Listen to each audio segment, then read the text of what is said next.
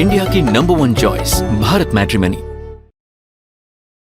वोटों की गिनती शुरू हो गई है। वोटिंग हो गई, वोटों की गिनती जारी। इस समय जबकि यहां 6 बज रहे हैं, बांग्लादेश में 6:30 बज चुके हैं और वहां पर गिनती शुरू हो गई है। शेख हसीना के तख्ता पलट के बाद यह पहला चुनाव है।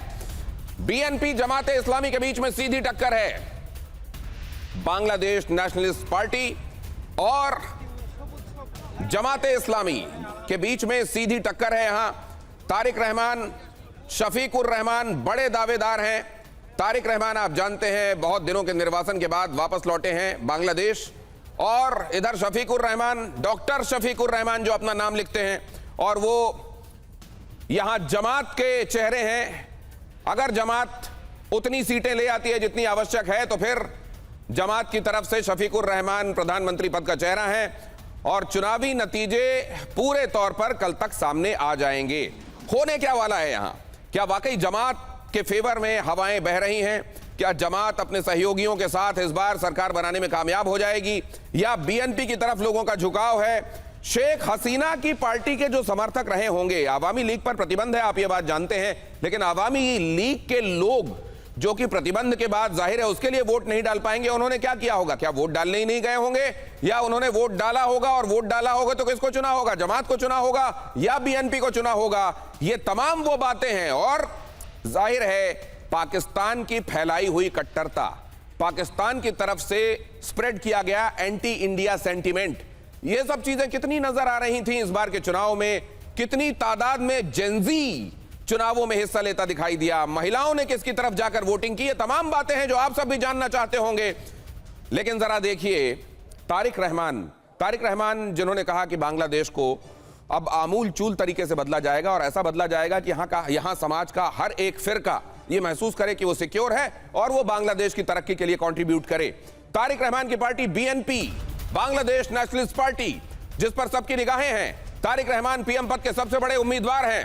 17 साल बाद पिछले महीने बांग्लादेश लौटे थे तारिक रहमान, और जब तारिक रहमान लौटे थे तो उनको रिसीव करने के लिए आपने देखा था एक बड़ा सैलाब दिखाई दिया था जो तारिक रहमान को वेलकम करने के लिए पहुंचा था। एयरपोर्ट से उनका जब काफिला निकला तो बड़ी तादाद में लोग उनके साथ थे। भ्रष्टाचार के खिलाफ सख्त कार्रवाई के बारे में भी तारिक रहमान ने कहा है। राजनीति के एक नए युग की शुरुआत करेंगे, तारिक रहमान ने यह भी कहा है। और खालिदा जिया के नहीं रहने के बाद, खालिदा जिया के नहीं रहने के बाद जाहिर है लोगों की सिंपैथी भी समझी जा रही है कि खालिदा जिया के साथ होगी, और क्योंकि खालिदा जिया नहीं है तो तारिक रहमान को वोट करके लोग एक तरीके से इस सिंपैथी का इजहार कर सकते हैं, और यह बात बीएनपी के फेवर में जा सकती है। बहुत सारे लोग इस बात का अंदाजा भी लगा रहे हैं। एक पर्सपेक्टिव और आपके सामने रख रहा हूं, उसके फौरन बाद अपने मेहमानों का रुख करूंगा। बांग्लादेश चुनाव, शेख हसीना के तख्ता पलट के बाद आप जानते हैं 2024 अगस्त जब यह तख्ता पलट हुआ, उसके बाद यह पहला चुनाव है। शेख हसीना के तख्ता पलट के बाद यह पहला चुनाव इसलिए यह महत्वपूर्ण हो जाता है क्योंकि आप जानते हैं आवामी लीग पर प्रतिबंध है। जमात इस समय उसका उभार सबसे ज्यादा माना जा रहा है, लेकिन बीएनपी जबरदस्त टक्कर दे रही है। मोहम्मद यूनुस की अंतरिम सरकार की देखरेख में यह चुनाव हो रहा है। यह चुनाव किन किन वजहों से महत्वपूर्ण है? 51 राजनीतिक पार्टियां, 51 political parties are in the fray. 51 राजनीतिक पार्टियों में जाहिर है तमाम हर एक पार्टी जो इस समय मैदान में है वो अपने आप को अहम ही मान रही होगी, लेकिन जो अहम है वो जमात है, जो अहम है वो नेशनल सिटीजन पार्टी है, जो अहम है वो बीएनपी है। अब जरा देखिए बीएनपी और जमाते इस्लामी के बीच में यह समझा जा रहा है कि मुख्य मुकाबला जो है वो 51 में से इन दो ही पार्टियों के बीच में है। जमाते इस्लामी के साथ 11 पार्टियां गठबंधन में हैं, और आंदोलनकारी छात्रों का दावा एनसीपी, नेशनल सिटीजन पार्टी, यह भी जमात के साथ है। आंदोलनकारी छात्रों का दल एनसीपी और 300 संसदीय सीटों पर 2034 उम्मीदवार मैदान में हैं। हालांकि ये 299 गिनिए, एक में चुनाव नहीं।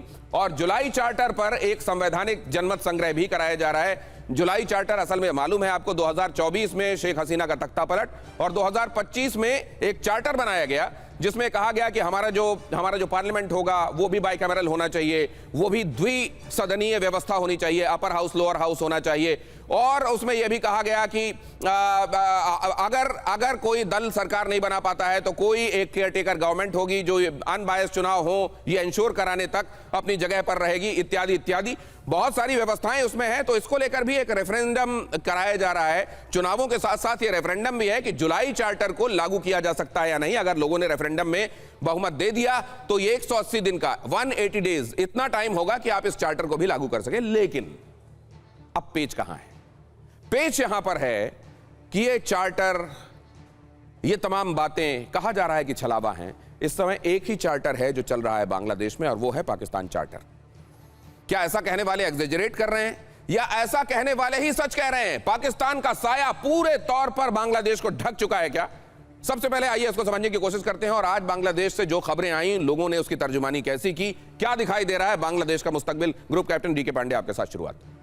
जय हिंद और बहुत बहुत धन्यवाद मुझे इस चर्चा में शामिल करने के लिए। बांग्लादेश का चुनाव निश्चित रूप से पूरे विश्व की निगाहें उस पर हैं और हालांकि वहाँ ऑब्जर्वर्स भी आए हैं, लेकिन वहाँ जो खबरें आ रही हैं वो बड़ी चिंताजनक हैं, क्योंकि पॉल रिगिंग के भी काफ़ी वीडियोज़ आए हैं, क्लिप्स आए हैं, तो वो बताते हैं कि किस प्रकार से जो 9 लाख सिक्योरिटी पर्सनल और ड्रोन्स और सीसीटीवी कैमरास लगाए गए हैं कितना सक्षम है और कितना उपयोग में आ रहे हैं, उसका एक एग्जाम्पल है। जहाँ तक बात है राजनीतिक समीकरण का, बहुत अच्छा चित्रण आपने प्रस्तुत किया, लेकिन महत्वपूर्ण ये है कि जिस प्रकार से ये बेगम वर्सेस बेगम से नाव, रहमान वर्सेस रहमान की तरफ ये चुनाव जो है पहुँच गया है, तो बीएनपी के पक्ष में निश्चित रूप से सॉफ्ट कॉर्नर हो सकता है, लेकिन जमात ने गठबंधन करके वहां के लोगों को अपनी तरफ उठाने का काम किया। साथ में जो जेन जी का है 44% वोटर्स जो हैं, लगभग 0.57 मिलियन वोटर्स जो हैं वो जेन जी के हैं।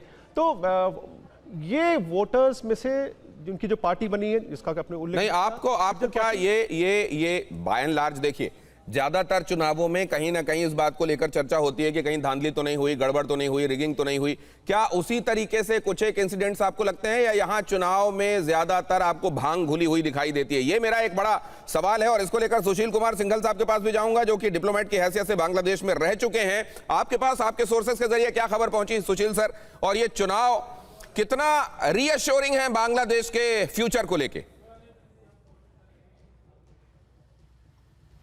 ये जो आपने सवाल किया, पहली बात तो कि कितना फ्री और फेयर इलेक्शन हुआ है वहाँ, ये कहना इस वक्त बड़ा मुश्किल है, क्योंकि कुछ इंसिडेंट्स की रिपोर्ट आई है लेकिन अभी तक पूरी तरह से खबरें नहीं आ पाई हैं कि क्या एग्जैक्टली वहाँ पर हुआ है। लेकिन जो वोटिंग परसेंटेज आ रही है, देखिए 127 मिलियन, मतलब 12-13 करोड़ जो है वहाँ वोटर हैं जो एलिजिबल हैं, लेकिन जो ऑफिशियली इंफॉर्मेशन आ रही है वो आई है करीब जो है 2 बजे तक करीब जो है 47.91, मतलब करीब 48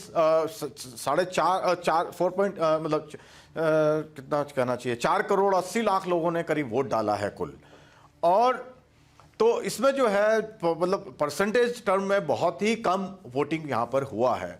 तो इससे मुझे लग रहा है कि जो अवामी लीग के सपोर्टर थे उन्होंने इसमें पार्टिसिपेट नहीं किया है, और वही मेरे ख्याल से जमात इतने दिनों से कोशिश कर रही थी, धमका रही थी लोगों को, जो मर्डर कर रही थी, जो उन्होंने वायलेंस कर रही थी सारे में, वो उसमें मेरे ख्याल से अगर ये आंकड़े सही हैं तो मेरे ख्याल से वो इसमें अपने काफ़ी हद तक सफल हो गए हैं कि जो निष्पक्ष वोटर हैं वो वायलेंस के डर की वजह से वोट नहीं किए हैं। और जो 500 ऑब्जर्वर वहाँ गए हैं उनकी क्या रिपोर्ट आएगी, भारत तो उसमें शामिल नहीं था क्योंकि उन्होंने भारत को कोई इनवाइट नहीं किया।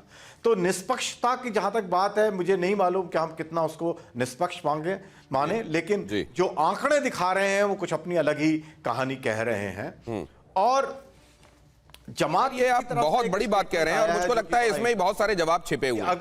अगर 12 करोड़ का यूनिवर्स वोटर्स का है और उसमें 4 करोड़ 80 लाख ही जाकर वोट डालते हुए दिखाई देते हैं अभी तक जो आंकड़े आए हैं उसके मुताबिक, तो ये बहुत कुछ बताता है अपने आप में कि एक्चुअली वहां पर चुनाव को लेकर लोगों का इंथ्यूजियाज्म क्या रहा है वोटर्स का, और वो कितना ज्यादा इस बात से एक तरीके से कन्विंस्ड हैं कि वोट और चुनाव की इस प्रक्रिया से वो बांग्लादेश को बिल्ड करने की दिशा में कोई काम करने वाले हैं। तनवीर महमूद साहब, आपके पास भी आना चाह रहा हूं, आपके पास क्या खबरें आई पूरे दिन से, और आप ये फ्री एंड फेयर इलेक्शन हैं इसको लेकर कितने मुतमईन हैं, रियश्योर हैं आप?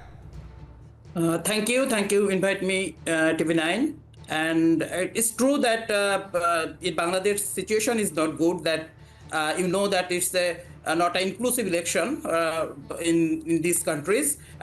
It's a big party like Awami League is not participate in this election, and he not participate.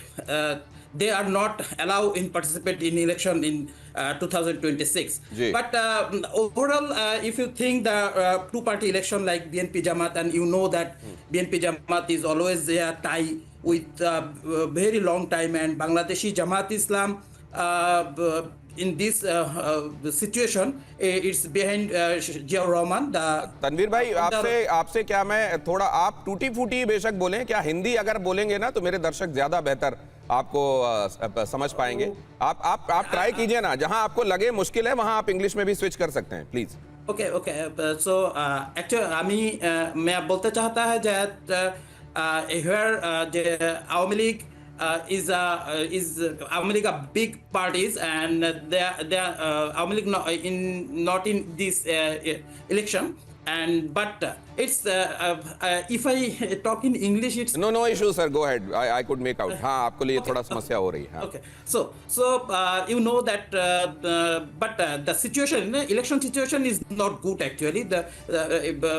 It's some violence created, but overall, if you think that overall system, but election rigging and others is not available. Sir, मसला ये है कि 12 करोड़ के आसपास अगर voters हैं, 4 करोड़ 80 लाख, मतलब इसको आप क्या बोलेंगे? ये मतलब 6 भी हो जाते तो 50% तो हो जाता। अगर इतना नहीं है तो वोटर्स में इलेक्शंस आखिरकार कुछ यील्ड करने वाले हैं पॉजिटिव बांग्लादेश और उनके अपने भविष्य के लिए, अगर उनको ये दिखाई देता तो वो जाते और वोट करते। इंडिया की नंबर 1 चॉइस भारत मैट्रिमनी।